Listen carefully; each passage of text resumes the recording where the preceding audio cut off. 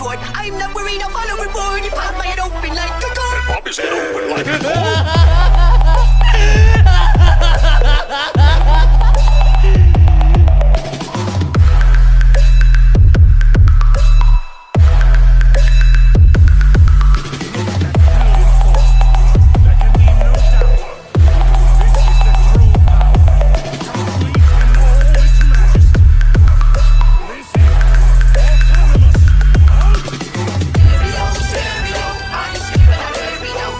इस एपिसोड की स्टार्टिंग में हम देखते हैं कि गिने यहाँ पर गोकू को किसी छोटे बच्चे में ट्रांसफॉर्म कर देती है। अब गोकू का माइंड किसी छोटे बच्चे की तरह काम कर रहा है, ना कि किसी एडल्ट की तरह, और गिने उसके साथ किसी बच्चे की तरह बिहेव करने लगती है। और इस पॉइंट पर वो अपनी सारी पावर्स को साइड रखकर जैसे वो प्लेनेट वेजिटा पर रहती थी वैसा ही काम करने लग जाती है।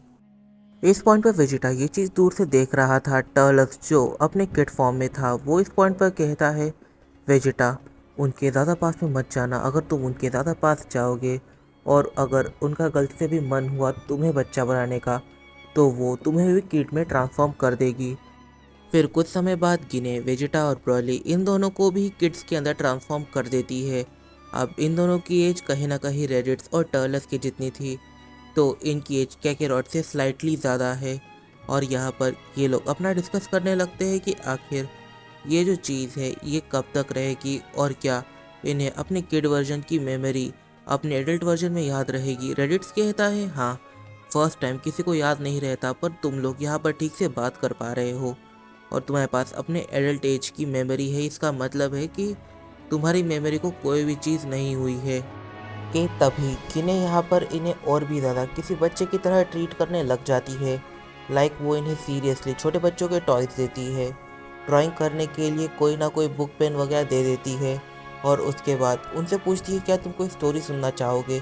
इस पॉइंट तक वेजिटा, टर्लस, रेडिट्स हर कोई पूरी तरीके से गुस्सा हो गया था, बट गोकू और ब्रॉली इन दोनों को स्टोरी सुननी थी। उल्टा उन दोनों को मज़ा आ रहा था। गिने की कहानी की शुरुआत होती है। गिने अपनी कहानी की शुरुआत करती है एक बच्चे से जिसकी एज गोकू के जितनी थी। वो बताती है कि ये ब्रेव चाइल्ड अपने पिता को ढूंढने के लिए बाहर निकल पड़ता है, बट वो एक चीज़ देखता है कि एक काफ़ी ज़्यादा अजीब क्रिएचर उसके फादर को जान से मार देता है। वो यहाँ पर कोई एक क्रिएचर नहीं देखता, यहाँ पर काफ़ी सारे क्रिएचर्स थे जो बिल्डिंग्स को डिस्ट्रॉय कर रहे थे, लोगों को जान से मार रहे थे। और फिर वो जब पलट कर देखता है तब उनमें से एक क्रिएचर काफ़ी ज़्यादा छोटा होने लगता है। अब वो लड़का डर कर अपने घर की तरफ भागने लगता है। वो लड़का समझ गया कि उसका बाहर रहना सेफ नहीं, बट उसके पीछे कोई आ रहा था, कोई उसका पीछा कर रहा था। जो भी उसका पीछा कर रहा था वो उसके ऊपर एनर्जी अटैक्स करने लग जाता है।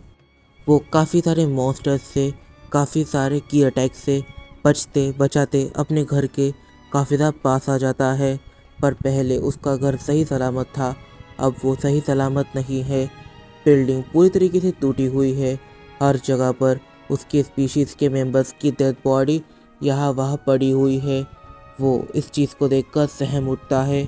फिर वो लड़का अपने घर जाने में कामयाब हो जाता है और फिर सीन शिफ्ट होता है। हम देखते हैं दो सेंस को जो एक दूसरे से बात कर रहे थे। एक सेन कहता है, सेन कमांडर बारडॉक कहाँ पर है। दूसरा सेन उसका रिप्लाई करते हुए बताता है कि बारडॉक वो इस प्लैनेट के स्ट्रॉन्गेस्ट वॉरियर के साथ बैटल कर रहा था। कि तभी उसे एक छोटा बच्चा दिखता है और वो उसके पीछे उस घर की तरफ जाने लगता है।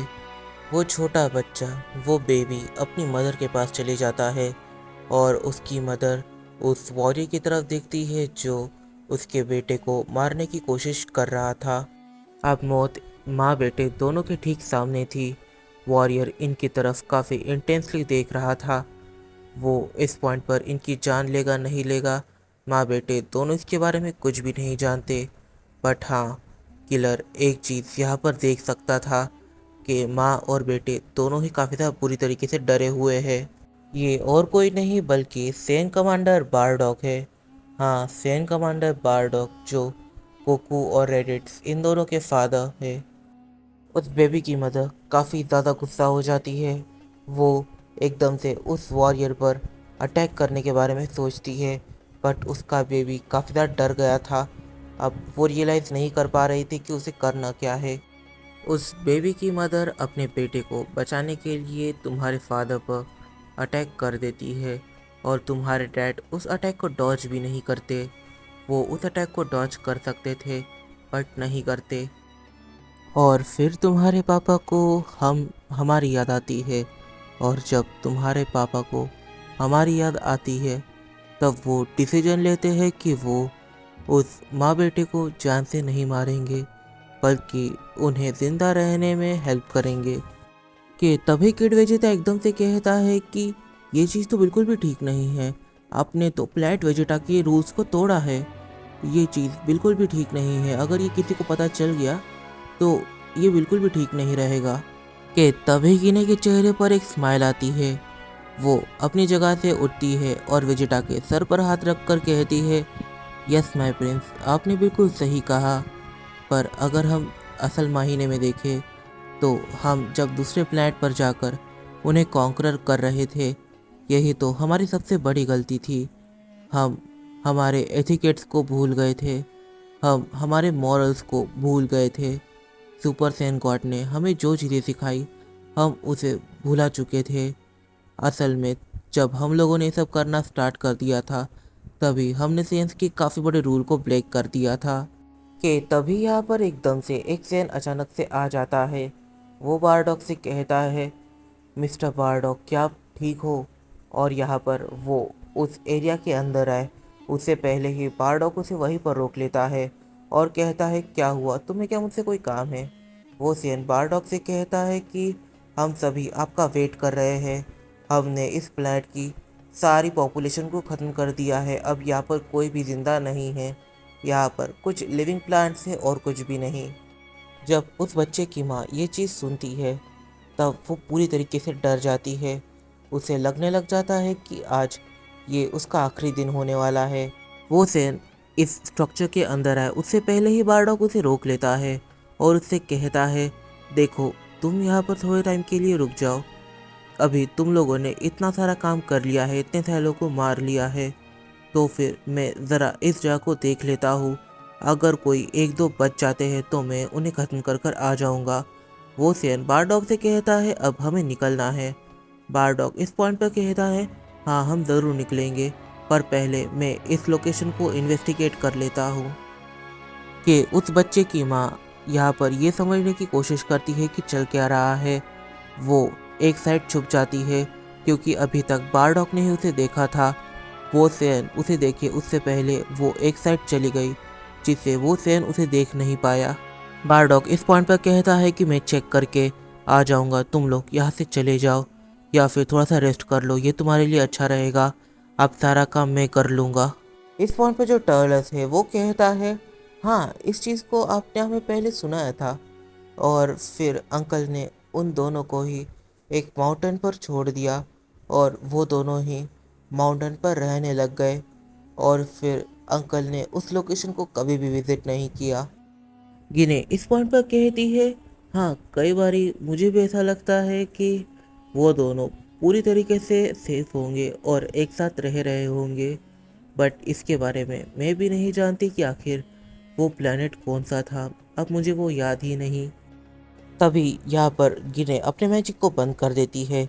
वेजिटा इस पॉइंट पर कहता है, आप लोग जानते भी हो कि ये कितना ज़्यादा खतरनाक था, हमारी मुलाकात उससे हुई थी, वो सेम स्पीशीज़ को जान से मारना चाहता था, उसने मुझे और कैकेरॉट को मारने की कोशिश करी थी और लगभग हमें मार ही दिया था।